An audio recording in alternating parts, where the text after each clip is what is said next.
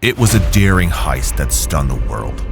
A group of thieves pulled off the largest diamond robbery in history, stealing over $100 million worth of diamonds, gold, and jewelry from the Antwerp Diamond Center in Belgium.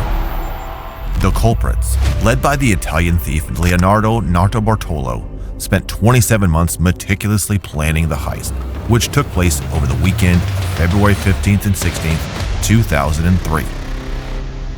Despite their meticulous planning and execution, the thieves were eventually caught, and Nartobartolo was sentenced to 10 years in prison.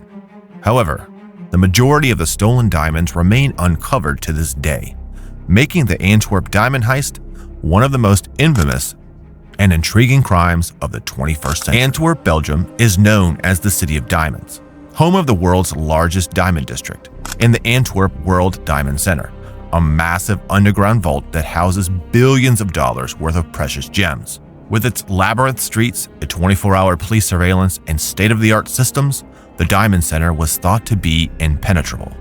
That is, until a group of Italian thieves, led by the charismatic and cunning Leonardo Nartobartolo, set their sights on the vault and began planning what would become the largest diamond heist in history.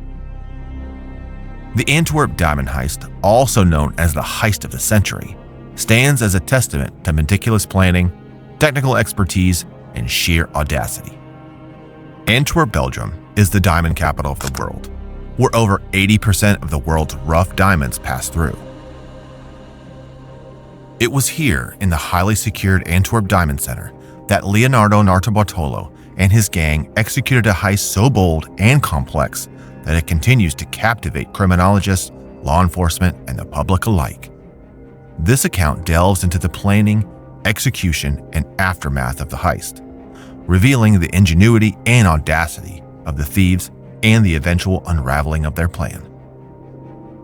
The mastermind behind the audacious plan was Leonardo Nartobartolo, an Italian criminal who had spent years preparing for this moment.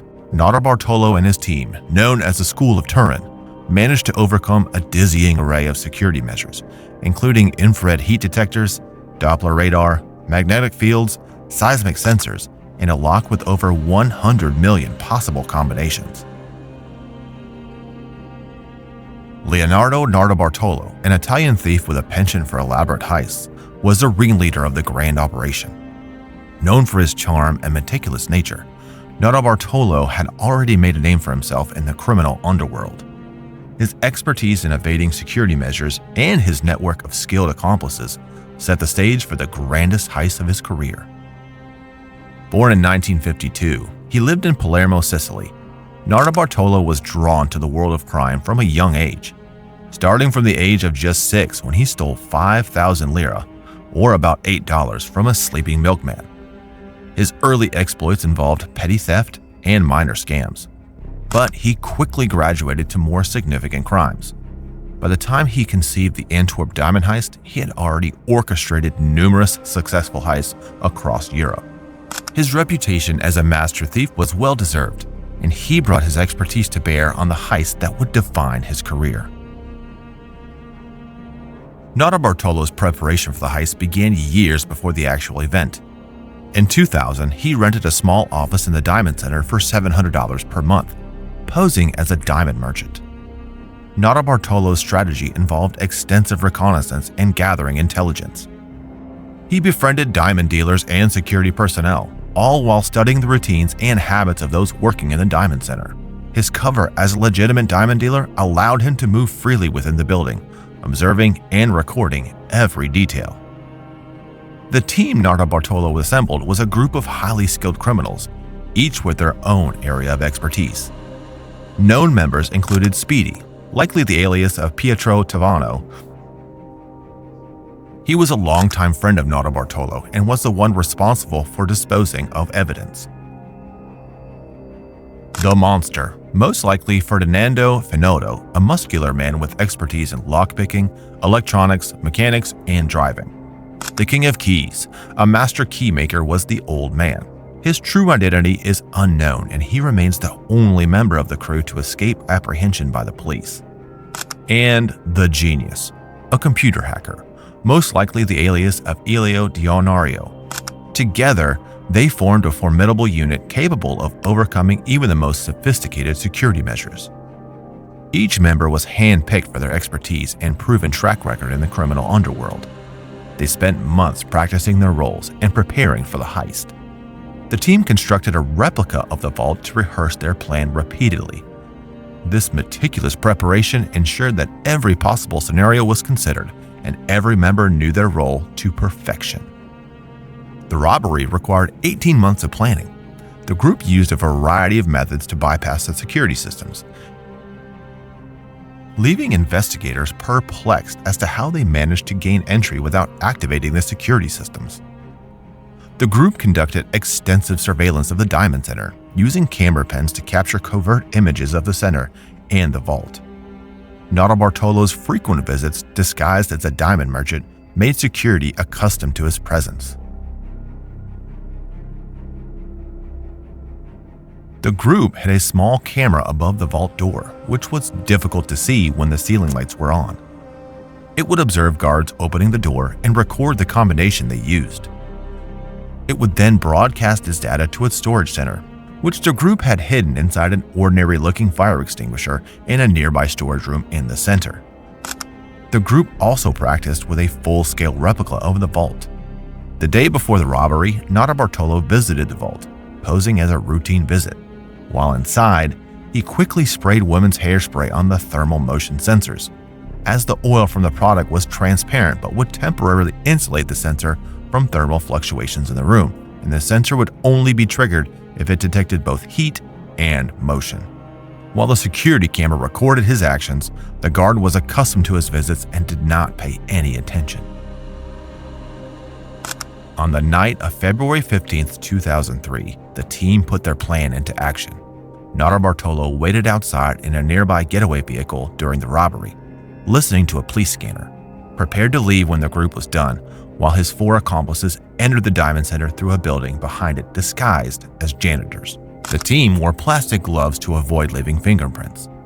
To avoid the large number of security cameras in the area around the bank, the King of Keys picked the lock of an abandoned office building that adjoined the Diamond Center, as it shared a private garden with the Diamond Center that wasn't under video surveillance.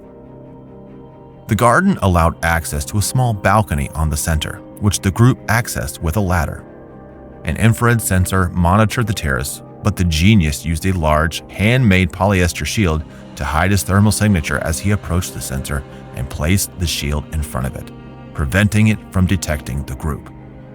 He then disabled the alarm on the balcony's windows.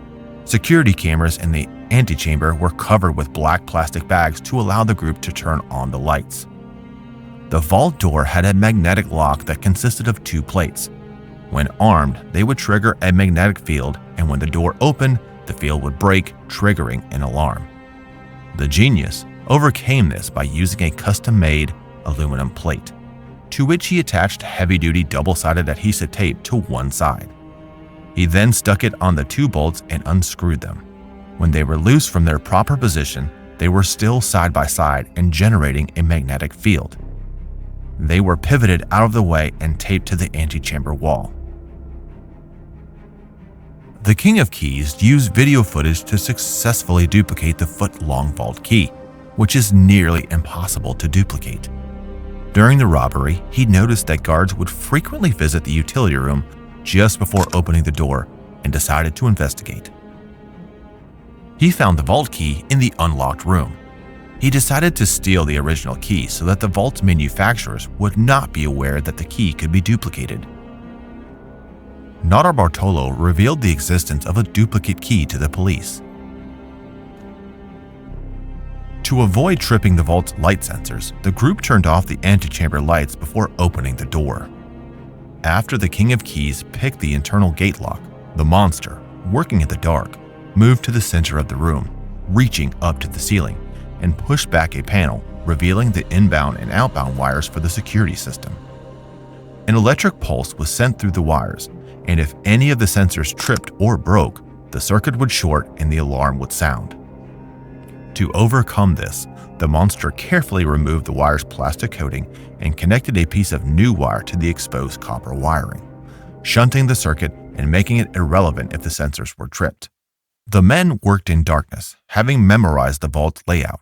They would occasionally turn on their lights for a few seconds to position their drill over the locked boxes. The King of Keys used a hand crank jack to break the locks on each security box. The diamonds, gold, and silver, and other types of jewelry were then emptied into duffel bags. At 5:30 a.m., they finished and left, returning to the office building. They then put the bags in Notarbartolo's car, which then drove to the apartment while the men headed there on foot. After the robbery, Notarbartolo and his team stole the security footage to conceal their identities. More than 123 out of 160 safe deposit boxes were forced open. The theft wasn't discovered until Monday morning, when diamond traders returned to work and found their safe deposit boxes empty. The police were baffled, unable to figure out how the thieves had cracked the vault's complex security systems. Notarbartolo and his accomplices had covered their tracks well, stealing the security footage from the Diamond Center's office to conceal their identities. However, their downfall came when one of the thieves, Speedy, suffered a panic attack while trying to dispose of evidence in a nearby forest in the city of Brussels. He hurriedly threw the incriminating documents into the bushes. They were later found by a retiree named August Van Camp, who alerted the police. When he mentioned that some of the rubbish consisted of envelopes from the Antwerp Diamond Center, the police immediately investigated. The evidence from the rubbish was enough to allow the police to gain a lead, and they were eventually able to identify Notarbartolo from security footage from a nearby grocery store, where he had purchased a sandwich. The receipt for the sandwich was also among the rubbish. Notarbartolo and 3 of his accomplices were arrested and sentenced to prison. Notarbartolo was found guilty of orchestrating the heist. He was sentenced to 10 years in prison by the Court of Appeal of Antwerp in 2005, but he had been released on parole in 2009. In 2011, a European arrest warrant was issued against him after he was found to have violated his parole conditions. One of these conditions was that he needed to compensate the victims of the heist, which he never made any attempt to do. As a consequence, he was arrested again in 2013 at the Charles de Gaulle Airport in Paris during a layover from the United States to Turin, and was made to serve the remainder of his prison sentence until 2017. The other 3 accomplices were given 5 years in prison. Despite the arrests, the majority of the stolen diamonds remain unrecovered to this day. In an interview with Wired magazine, Notarbartolo claimed that a diamond merchant hired them for the heist. He claims that they actually stole approximately $18 million worth of loot, and that the robbery was part of an insurance fraud. But the diamonds could have been stolen and claimed for insurance, but the vault's uninsured state and lack of insurance money cast doubt on Notarbartolo's story. The Antwerp Diamond Heist stands as a testament to the ingenuity and audacity of a group of thieves who pulled off the largest diamond robbery in history. The Antwerp Diamond Heist is also part of the Guinness Book of World Records as the Diamond Heist of the Century. Their meticulous planning and execution, combined with the sheer scale of their crime, have captured the imagination of the public and criminal underworld alike. While the thieves were eventually caught and sentenced, the mystery surrounding the heist continues to fascinate. Where are the stolen diamonds? These questions may never be fully answered, but one thing is certain: the Antwerp Diamond Heist will go down in history as one of the most daring and successful robberies of all time. If you enjoyed this video, please like, comment, and subscribe to Breakout Bank for more videos.